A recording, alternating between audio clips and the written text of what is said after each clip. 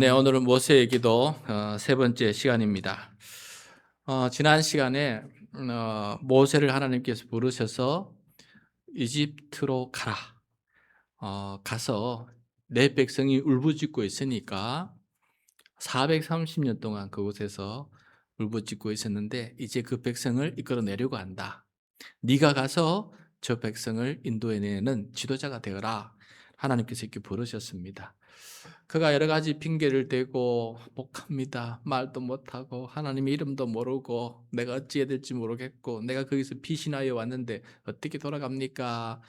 그 얘기 들으면 그럴 말합니다. 당연히 타당하고 이유가 될 만해요. 그런데 또 하나님께서 아니다.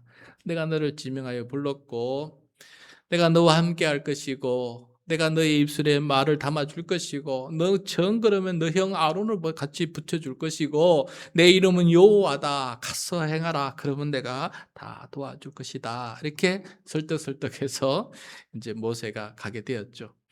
그렇게 하나님께서 설득하고 사정하고 부탁하고 부르셨으면은 그 다음 일은 하나님께서 순적하게 일을 진행하게 해줘야 당연하지 않겠습니까?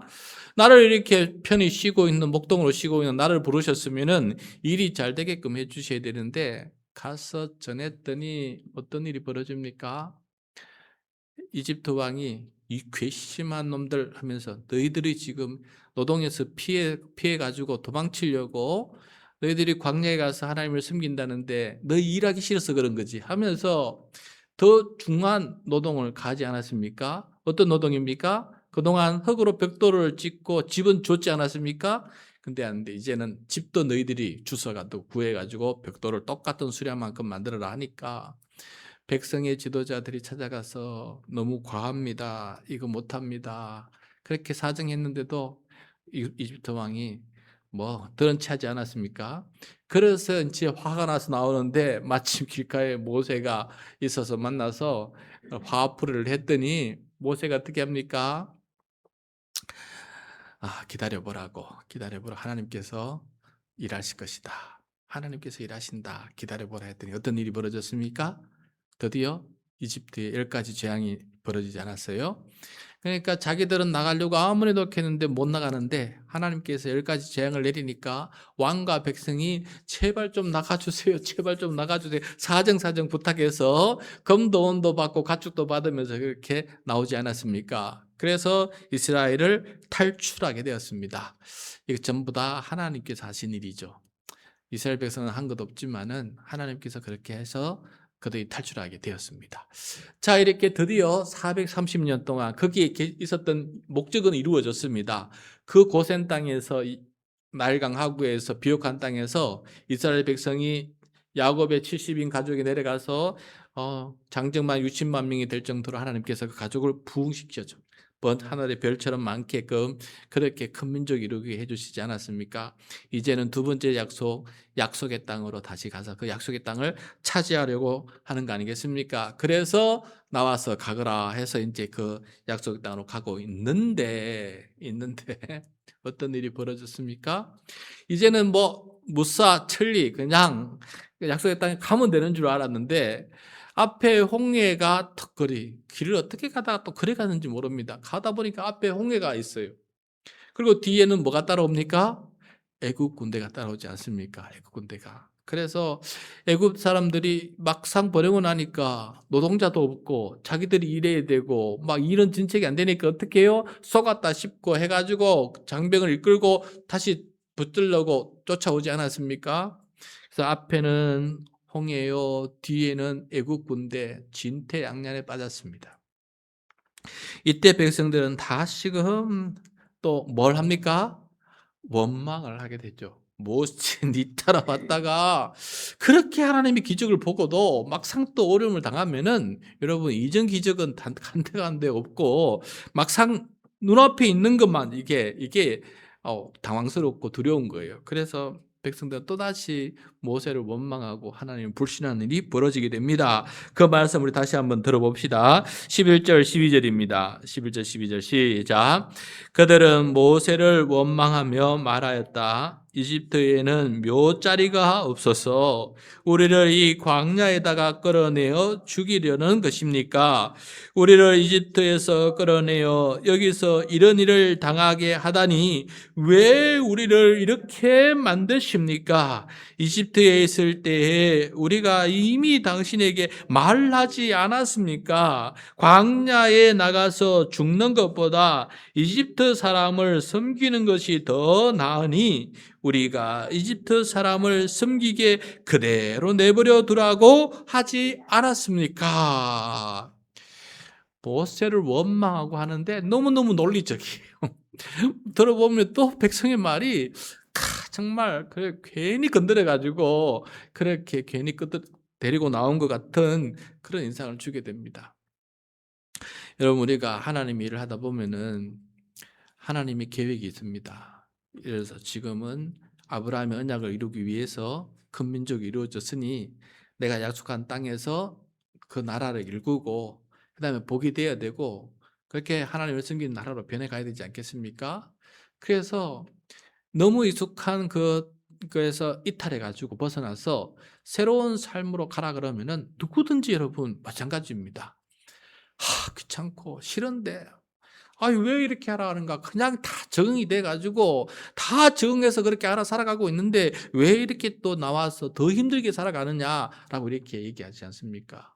그런데 왜 하나님께서 이렇게 움직였습니까? 자기들이 고통 때문에 못 살겠다고 하소연해가지고 하나님께서 때가 되어서 이렇게 또 모세 보내줬는데 또 끄집어내줬더니 또 더 큰 어려움 당하니까 왜 또 우리를 끄집어냈냐고 또 이렇게 얘기를 합니다. 여러분, 부모가 돼 자식을 한번 교육해 보면 아시고 또 어떤 단체에 장이 돼가지고 이끌어 보면 아시고 여러분 또 권사가 되어서 혹은 또 목사 산모가 되어서 이렇게 앞에서 이끌어 보면 압니다. 이게 쉬운 게 하나 없습니다. 이래도 저렇고 저렇게 했고 본전이면 다행이고 잘해야 본전이라는 말이 있듯이 그렇게 그만큼 앞에 이끌어가는 것은 변화를 주는 거거든요. 리더가 된다는 것은 변화를 일으키는 사람을 뜻해요. 변화를 일으키지 못한 사람은 관리자예요. 그 상태 그대로 유지하는 거고 지도자와 리더는 변화를 일으켜서 여기에서 저까지 한 단계 더 앞으로 전진해 나가는 것이거든요. 그러면은 현 상태에서 벗어나야 돼요. 그러니까 현 상태에 안주하고 편안한 상태에서 벗어나야 그 다음 더 좋은 단계에 가서 거기에 또 정착하고 안주하고 있다가 또 하나님 부르시면 또 더 좋은 단계로 가지 않겠습니까? 그래서 이동한다는 것, 변화를 받는다는 것은 이게 참 보통 힘든 일이 아닙니다. 그게 익숙해 있다 보면 그렇습니다. 그래서 모세가 이렇게 또 원망을 듣지요. 네가 끄집어내어서 우리가 몇 자리를 광야에서 얻게 하느냐. 우리 안 간다 그랬는데 왜 끄집어냈느냐 하면서 그냥 모든 책임을 모세에게 다 돌리고 있는 것을 보게 돼요. 자, 이런 상황에서도 모세는 이 동일한 상황에 부닥쳤을 때 모세도 한편은 원망하지 않았겠습니까? 오늘 말씀에는 원망이 없어요. 그런데 저도 원망할 것 같습니다. 속으로는. 여기에 기록되지 않지만은 발설을 안 했다 뿐이지 사람들이 지켜보고는 있으니까 나도 원망하면은 이거 다 끝나는 거 아닙니까? 그래서 속으로 원망이 있겠죠. 하나님 저 소리 안 들리십니까? 왜 나를 불러가지고 양떼 잘 지키고 있는데 나를 불러가지고 이렇게 해가지고 이렇게 요구도 먹게끔 만듭니까? 도대체 하나님은 왜 이러십니까? 하면서 모세도 속으로는 그렇게 짜증나지 않았겠어요. 그런데 모세가 그런 얘기를 들으면서도 원망하면서도 하나님 앞에 그 백성들이 앞에서 자기도 두렵고 떨리지만은 하나님의 입장에서 하나님을 신뢰한 믿음의 말로 그들을 이끌어가는 것을 보게 돼요. 여러분, 이게 지도자인 것 같아요. 이게 지도자. 똑같은 상황이지만은 그 상황을 하나님의 뜻 가운데 믿음으로 그 상황을 타개해 보려고 하나님을 신뢰하는 것, 이것이 바로 지도자의 모습이다. 13절 14절 말씀입니다. 같이 읽겠습니다. 시작. 모세가 백성에게 대답하였다. 두려워하지 마십시오. 당신들은 가만히 서서 주님께서 오늘 당신들을 어떻게 구원하시는지 지켜보기만 하십시오. 당신들이 오늘 보는 이 이집트 사람을 다시는 볼 수 없을 것입니다. 주님께서 당신들을 구하려 주시려고 싸우실 것이니 당신들은 진정하십시오. 자, 진정 좀 하십시오. 그러면서 모세에게는 믿음이 생겼어요. 10가지 재앙을 통해서 이 백성을 탈출시키시는 하나님의 놀라운 기적을 보고는 그렇다면은 앞으로 하나님께서는 이런 일을 하시면서 끝내 자기의 계획을 이루실 분이시구나라는 그런 신뢰를 가지게 됐던 거예요. 그러다 보니까 이런 말을 하게 되는 것입니다. 탈출도 너희들은 가만히 있지 않았느냐. 가만히 있을 때 하나님께서 10가지 재앙을 통해서 그렇게 탈출시켜 주신 것처럼 이번에도 하나님은 이거 이미 계획하신 일이기 때문에 반드시 저와 여러분을 살려주실 것이다. 그러므로 어떤 방법인지 지금 아직은 모르지만은 우리를 구원하여 주실 것이고 하나님께서 싸워주실 것이다. 저 홍해와도 싸워줄 거고 뒤에 있는 애국 군대와도 싸워주실 것이니까 기다려보자. 하나님께서 어떤 일을 하실지 우리에게 어떻게 말씀하실지 진정하고 하나님의 이 둥그리고 요란치는 이 두려움과 염려, 근심과 불평을 좀 잠재하고 하나님은 뭘 하시는지 좀 들어보자. 이렇게 모세가 백성들에게 말한 것을 보게 됩니다. 여러분, 우리의 믿음의 고백이 바로 이것이 아닌가 생각이 들어요. 믿음의 사람의 고백이 똑같은 상황을 맞이했지만은 하나님의 구원의 경험을 맛본 사람, 하나님께서 역사하신 것을 맛본 사람은 이번에도 하나님께서 하신다라는 그런 믿음이 있어요. 어떤 절망 속에 놓여도 이 믿음 속에 하나님을 신뢰하고 믿음으로 이것을 돌파할 수 있다는 믿음을 가지고 있어요. 솔직히 여러분, 우리 지금까지 진퇴양난을 돌파했기 때문에 이 자리에 있는 거 아닙니까? 아니면 이 자리에 우리가 앉아 있을 수 있겠습니까? 이미 다 파산하고 믿음도 파산하고 삶도 다 파산하지 않았겠습니까? 그런데 지금까지 이 자리에 하나님께 이끄신 이유는 하나님께서 돌보시고 인도해 주시고 힘 주시고 지혜 주셔서 이 자리에 온 거 아니겠습니까? 그래서 믿음의 사람은 끝까지 하나님께서 하실 일이 있으시고 나를 부르시고 나를 세우셨다면은 나를 통해서도 이 상황 속에서 뭔가 하나님께서 하실 일이 있으시니 나를 이 자리에 세워주셨다라고 하는 생각, 믿음, 그런 것을 가지고 하나님을 바라보는 그러한 고백을 할 수가 있습니다. 여기서 여러분 벌써 두려워하지 마십시오. 하나님께 하실 것입니다. 보십시오. 진정하십시오. 이런 말 자체가 거기 기도 영성학에서는 이런 기도를 가르쳐서 선포적 기도라고 그래요. 선포적 기도. 내가 하나님 앞에 뭐 해주십시오 간구가 아니고 그 믿음이 충만해서 사람들 앞에서 하나님은 반드시 이렇게 하실 것입니다 라면서 선포하는 거예요. 선포. 물론 선포할 때 마음속에 하나님께 기도하면서 믿음에 기도하면서 하겠지요. 그래서 이것을 선포적 기도라고 그럽니다. 선포하는데 기도하는 마음으로 선포하는 거죠. 마귀를 쫓아낼 때 우리가 기도하고 명령을 해야 마귀가 쫓아나는 것처럼 오늘도 우리의 불신을 쫓아내기 위해서는 기도하고 선포함으로 그 불신과 원망과 불평을 쫓아낼 수 있는 거 아니겠습니까? 그래서 불신과 불평을 쫓아내는 말은 하나님을 신뢰하고 믿음의 말로 선포하는 거예요. 걱정하지 마세요, 여러분. 두려워하지 마십시오. 우리 하나님께서 함께 계신데 뭐라도 도와주시지 않겠습니까? 염려하지 마십시다. 하나님께서 이끄신 대로 갑시다. 우리 이렇게 하면서 믿음의 말로 선포하는 것. 이것이 바로 선포적 기도라는 것입니다. 그래서 여러분, 저도 여러분도 마찬가지입니다. 교회도 마찬가지고 또 가정의 일도 마찬가지고 직장에도 마찬가지고 절망이 뭐 수시로 오늘도 보시면은 똑같지 않습니까? 뭐 하나 해결되니까 또 다른 문제 터지고 뭐 하나 하니까 또 다른 문제 터지고 앞으로 줄줄이 사탕이거든요. 그때마다 모세는 하나님을 신뢰하는 마음으로 선포적 기도를 하고 나가는 것을 보게 됩니다. 나중에 심지어 어떤 일이까지 벌어집니까? 하나님이 화가 나셔가지고 하나님께서 분노가 나셔가지고 아이씨 안 되겠다 하면서 내가 이 백성을 멸절시킬 것이다 라고 할 정도로 화가 났음에도 불구하고 모세는 그 하나님을 설득하지 않습니까? 하나님 이러시면 안 됩니다. 하나님이 불러낸 백성인데 여기에서 들판에서 이 광야에서 다 죽이면 주변 사람들이 여호와 하나님은 어떤 하나님이라고 손가락질하지 않겠습니까? 하면서 하나님의 영광을 바라보면서 하나님의 이름이 거룩히 여김을 바라보면서 그것을 막고 나가는 것을 보게 돼요. 그래서 우리가 앞으로 우리 배워야 될 것 중 하나는 모세는 끝까지 나를 부르시고 세우신 하나님, 그것도 아브라함의 언약을 이루시기 위해서 나를 부르신 하나님 굳게 믿고 어떻게든 그 역사를 이루실 것이다 하고 믿고 끝까지 달려가는 모세의 그 믿음이 바로 이런 선포적 기도를 낳는다라는 것을 보게 됩니다. 그래서 여러분 우리도 믿음의 선포적 기도를 하면서 살아갑시다. 누가 뭐라 해도 그때 아닙니다. 우리는 하나님께서 부르셨고 하나님께서 하실 일이 있습니다. 그 두려운 말 그런 말 다 진정하시고 두려워하지 마시고 가만히 하나님 앞에 기도하면서 나가봅시다. 하나님은 반드시 하실 일을 하실 것입니다. 라고 이렇게 믿음의 선포를 하면서 나갈 수 있는 우리 모두가 되기를 바랍니다. 자, 그렇게 이제 선포적 기도를 하고 있으니까 하나님께서 모세에게 한 단계 더 나가서 말씀하십니다. 뭐라고 말씀하시느냐? 15절입니다. 15절 시작. 주님께서 모세에게 말씀하셨다. 너는 왜 부르짖느냐? 너는 이스라엘 자손에게 명하여 앞으로 나아가게 하여라. 자, 하나님께서 지금 뭔가 말씀하고 계십니다. 첫 번째, 너는 왜 부르짖느냐? 지금 모세가 부르짖은 거 없지 않습니까?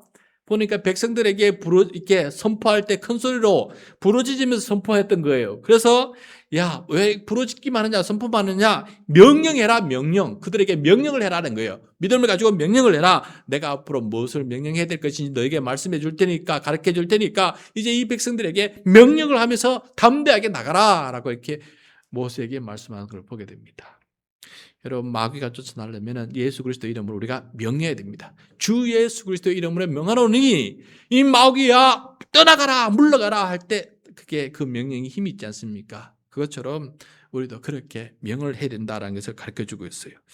자, 그러면 앞에는 홍해바다고 뒤에는 애국 군대가 쫓아오는데 무엇을 명해라는 거예요? 무엇을 명해서 앞으로 나간다는 말입니까? 바다인데 뭐 어떻게 앞으로 나갈 수 있습니까?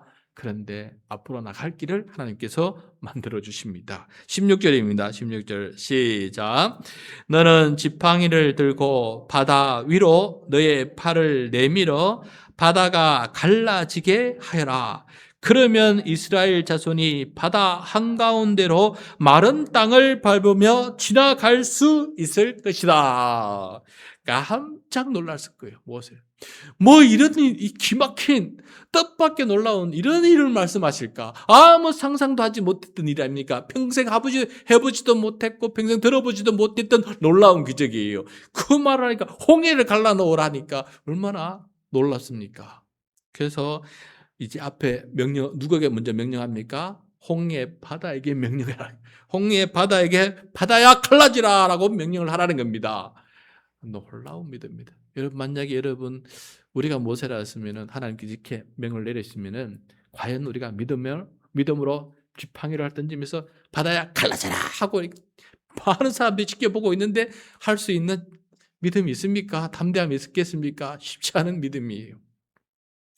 하나님께서 모세를 붙드시고 또 모세를 인도하셔서 모세는 또 그런 믿음이 충만한 상태라서 그 믿음대로 선포하고 나갑니다.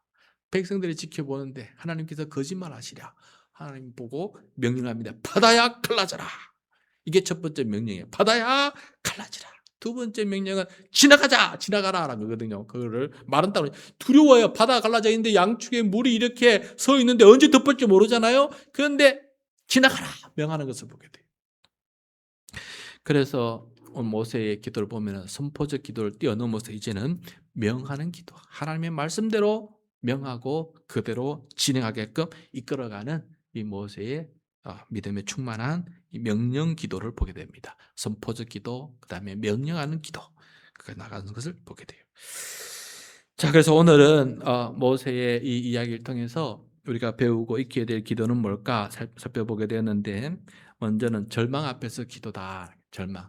앞에는 홍해요, 뒤에는 군대, 애국 군대, 진퇴양난. 그래서 절망.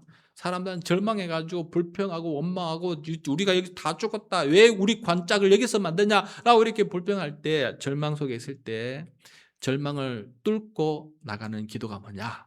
모세가 우리에게 보여줬다는 겁니다. 그 첫 번째는 어려운 상황 속에 놓였을 때, 절망할 때 주님을 바라보라.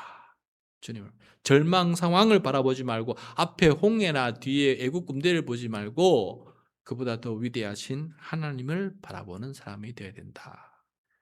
여러분, 그렇게 할 수 있겠습니까?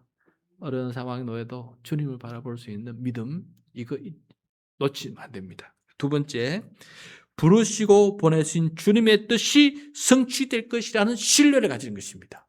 내가 지금 이 자리에 이 어려운 상황에 놓일지라도 나를 부르시고 나를 보내신 주님의 뜻이 있다. 이거 믿으면은 그 안에서 뭔가 하나님의 뜻을 이룰 일이 있는 거예요. 그래서 그 상황, 절망 속에서도 하나님께서 뭔가 하시려고 나를 이 자리에 부르셨다. 이런 상황에 놓이게 하셨다. 이런 처지에 놓였게 하셨다라는 믿음이 있으면은 여러분 그거 뚫고 일어날 수 있습니다. 절망하지 않고 그 속에서도 일어날 수 있는 거예요. 그래서 부르시고 보내신 주님의 뜻이 성취될 것이라는 신뢰를 가지는 것입니다. 그리고 세 번째로는 하나님의 능력을 선포하면서 그 절망을 뚫고 전진해 가는 거예요. 그 절망을 뚫고 믿음의 선포, 선포적 기도. 누가 다 불신의 기도 말을 할 때에도 우리는 믿음의 말을 하고, 누구나 다 뒤로 물렀을 때 우리는 앞으로 나가는 선포적 기도, 명령의 기도를 하면서 앞으로 전진해 나가는 거예요. 특히 마귀와 싸울 때는 더욱더 우리가 전진해야지 물러서면 안 됩니다. 그런 믿음을 가지고 절망 앞에서도 전진하는 기도의 사람 될 수 있는 우리 모두가 되기를 간절히 소원합니다.